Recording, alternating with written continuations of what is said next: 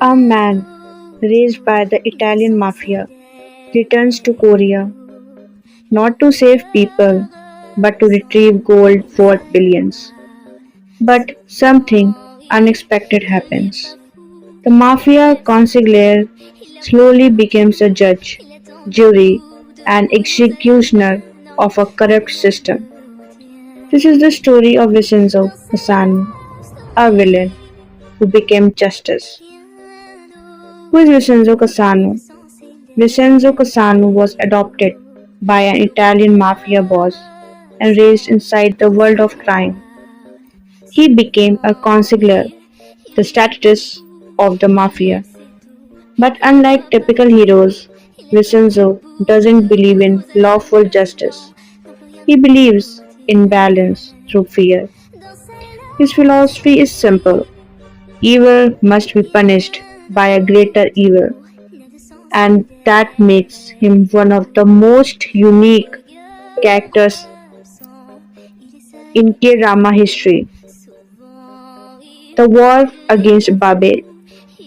The real enemy in the story is Babel Group, a corrupt conglomerate controlled by the ruthless psychopath Jang Jun-woo. Unlike typical villains, Jun-woo hides behind a mask of innocence, but behind that mask is a man who enjoys power, manipulation, and chaos. This creates the perfect conflict. A mafia strategist versus a corporate psychopath, and their war becomes a battle of intelligence, manipulation, and brutality. Part 3: The Moral Grey Zone. The genius of Vincenzo is that it's question one thing: can evil be defeated with kindness? Throughout the drama, the legal system fails. Courts are corrupted, politicians are brought, power protects criminals. So Vincenzo creates his own justice system. Explosions, psychological torture, strategic revenge. He doesn't just defeat his enemies, he destroys them mentally. And somehow, the audience still roots for him. Why? Because deep down we all want to see evil people get what they deserve. Part 4: The Humanity Inside the Mafia.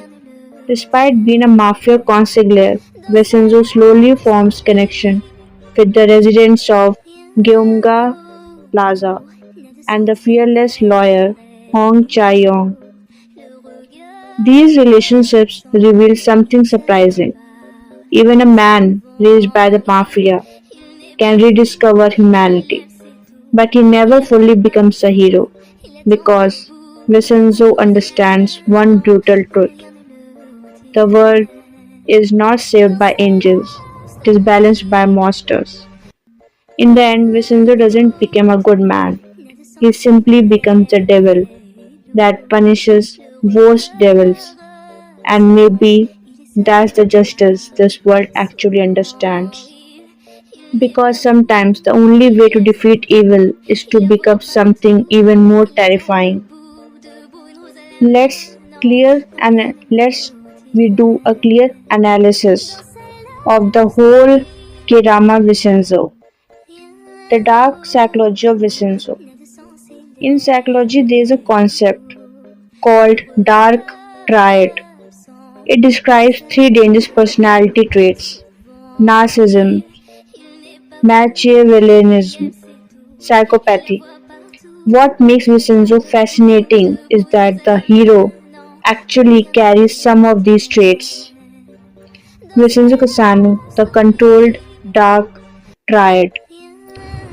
Machiavellian people are strategic, emotionally detached in planning, masters of manipulation.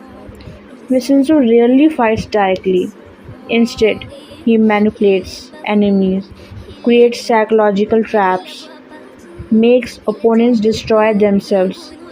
For example, his entire war against Babel Group is based on strategy, not emotion. He thinks like a chess player. Psychopathy, controlled violence. Psychopathy usually means lack of fear, emotional coldness, ability to commit violence without guilt.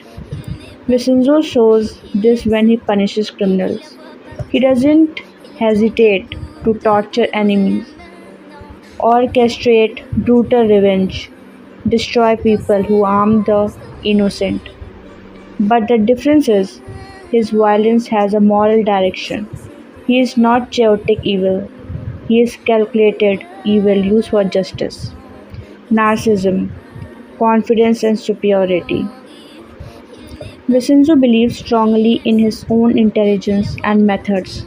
You can see it in his calm attitude under pressure, his elegant mafia style, his belief that the law is too weak, but his narcissism is controlled, not destructive.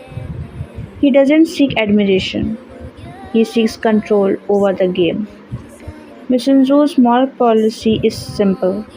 Good people cannot defeat evil by playing fair. So he becomes a darker force that hunts worse monsters.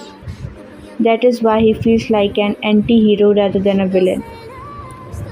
Now let's understand the psychology of Jang Jun-woo, the psychology of the villain. Now comes the real monster of the story. At first, Jang Jun-woo appears as a goofy intern, but later, as the story unfolds, we find out that he is the hidden chairman of Babel Group, and psychologically, he represents the pure Dark Triad. Jang Jun-woo is the chaotic psychopath. His primary trait is psychopathy. Jun-woo shows classic psychopathic behavior, enjoys hurting people, lacks empathy, unpredictable violence, thrill in power. He doesn't just eliminate enemies, he enjoys watching them suffer. This is what makes him terrifying. Even he doesn't treat his brother with respect and kindness. Narcissism. Junwoo sees himself as above everyone else. He believes laws don't apply to him. Money can control justice. People are just tools. His power through Babel Group feeds this narcissism. Machiavellian manipulation. Junwoo is also extremely manipulative. He hides his identity for a long time by pretending to be innocent, childish, harmless. This disguise allows him to control everyone without suspicion. It is a perfect example of strategic deception.